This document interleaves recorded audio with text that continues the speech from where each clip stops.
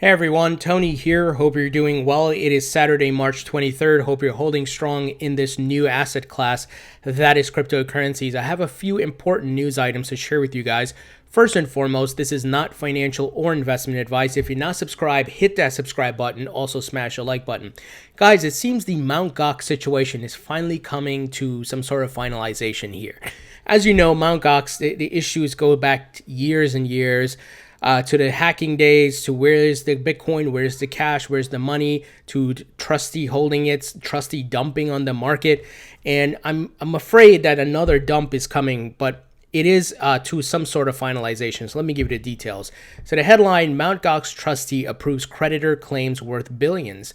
The long defunct Bitcoin exchange Mt. Gox is finally moving towards settling creditors' accounts in crypto or cash. The exchange rehabilitation trustee Tuesday said that he had either approved or disapproved creditors' claims and also notified the Tokyo District Court about the step taken. In the next few days, the trustee said he will declare the results of his decisions on the claims and creditors, on the claims, and the creditors will be notified by various means. For instance, those who file claims through the Mt. Gox online filing system will be able to check the results by logging into the system. Those who file their claims through supplementary online or offline methods will be notified via an email from the trustee. Creditors who did not file the claims will still have their claims acknowledged by the trustee in line with the Civil Rehabilitation Act of Japan. So right now, as of March, let's see here, the trustee also provided details of the current balance of the exchange on March 20th, saying that in total it holds over $629 million in cash. As far as crypto that they hold, the exchange holds over 141,000 Bitcoin, over 142,000 Bitcoin Cash. In total, the cryptocurrency is worth over $593 million in today's prices. So a lot of crypto here. Now, what worries me is that in the settlement where they have to provide cash, now they do have a good cash reserve here. Will they have to dump some Bitcoin to pay for this? I don't know. And I don't know if the people who get those Bitcoin are going to dump on the market. This is a tricky one, right? A dump could come from this. I'm not saying it's a certainty or it's definite. It's a possibility because we've seen this in the past. And could those people, in a sense, come out? Maybe one of them has 100,000 Bitcoin and they dump it on the market so that the prices go lower, and then they buy back in so they get maybe double their Bitcoin.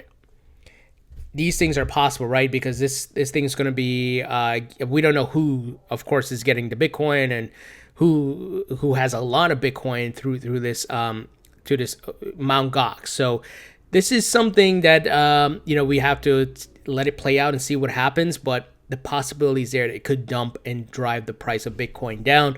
And as we know, the crypto market follows Bitcoin, so the rest of the market would follow. Moving ahead here, China's 11th crypto rankings, EOS 4th, TRON 2nd, Ethereum 3rd, Bitcoin 15th. Now, it's very interesting. I don't really care for China's rankings of crypto, right? But what's interesting is that this country, which has banned the usage of crypto, is releasing rankings. So there's something weird happening here. And as you know, China being one of the superpowers and one of the largest financially strong countries, they are probably up to something. We know a lot of the mining takes place for Bitcoin and a lot of proof of work coins takes place in China. And they have released their latest government-sponsored rankings of major cryptos on March 22nd, placing Bitcoin 15th as mentioned, which is interesting. But the fact that they're doing this and yet they have banned crypto, it's a weird dynamic here, and it's interesting that they're doing this. And I think the ban is just to control, because they are communists. They control a lot of things, access to the internet, and Google has had problems there, and maybe they banned it and they're preparing some sort of infrastructure, government sponsored infrastructure, right?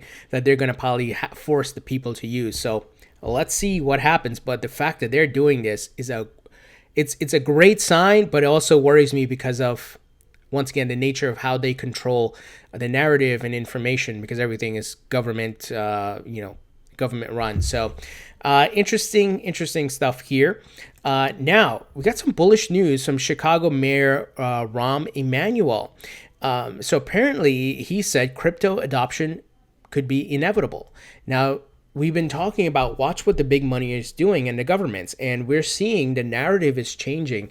We got a lot more politicians coming on board with crypto, understanding the disruptive nature of this technology with crypto and blockchain. So Chicago's Mayor Rahm Emanuel took the podium at a March 18th meeting in Chicago, Illinois, to discuss the city's fintech movement, mentioning points on cryptocurrency and blockchain. Here's what he said. Nation states are falling apart or receding. City-states are emerging. So the political structures we all grew up under are changing. One day somebody's going to figure it out, whether that's Argentina, 10 years from now, 5 years from now, how to use cryptocurrencies to stay alive when they're facing a financial crisis. And then you're going to find out that this moment has arrived.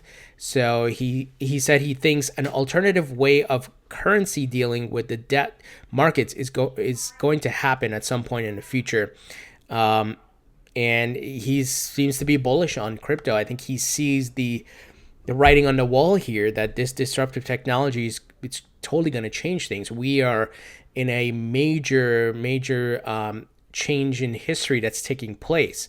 To the financial markets, the independent finances and so forth, to trust, to communication and transactions and so forth. So interesting things. I think it's great to see people of prominence in government and so forth are recognizing this. And this is why we should count ourselves lucky. We are ahead of the curve. We are here early.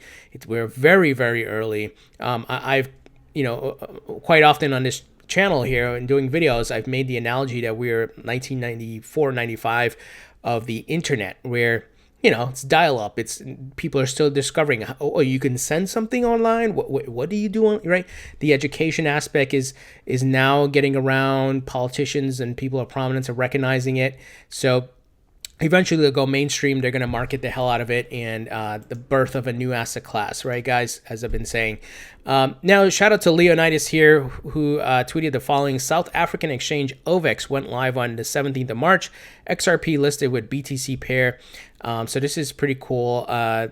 We are seeing exchanges pop up globally. It's amazing. I mean, this one's in South Africa, and they're in every continent now seems to have multiple exchanges, and this is a great sign. Can you imagine all the money globally being put into this new asset class, and the potential prices that we will see? So big things are ahead. Also, shout out to Leonidas here, who found the following. There's been news circulating that there is some partnership between Western Union and Stellar. I should say, let me back up. Here's the quote from here. News has been circulating that this partnership is powered by Stellar. We want to confirm this is not the case. The partnership with Western Union is 100% powered by Thunes proprietary API network and has no connection to blockchain. So I think there was some news that Western Union was going to be using Stellar's network or whatever, and this was something that was circulating. I saw people commenting on it, but it is now being defunct by Thunes, if that's how they pronounce it. That's why sometimes I don't talk about these things. I want to see, is this in fact true? Is it coming from a credible source? Who's actually saying this? We know Western Union is partnering with Ripple, and they're still doing testing. They had some not so great things to say because they only did like 10 transactions, small transactions in the early stages, but we had heard a few months ago from one of the representatives saying they're continuing testing, and we'll see. I've personally said that competition is healthy and Stellar will compete with Ripple. I don't believe they'll be able to dominate Ripple. Ripple already has a head start working with central banks and the IMF and a large, Federal Reserve and all these folks. So I think Ripple has a head start, and also their token, XRP is being leveraged by R3 and so forth. So a much more bigger, broader network, and much more way ahead as far as, you know, the execution and implementation of many things. So very interesting stuff here. Finally, guys, I'm doing a poll, and I'll put a link in the description. Please go ahead and fill this out. But essentially, I want to know, and I'm going to do a blog post on it. If offered by your employer, would you take a portion of your salary in crypto? So it looks right now there's 190 votes, and 83% has said yes, while 17% have said no.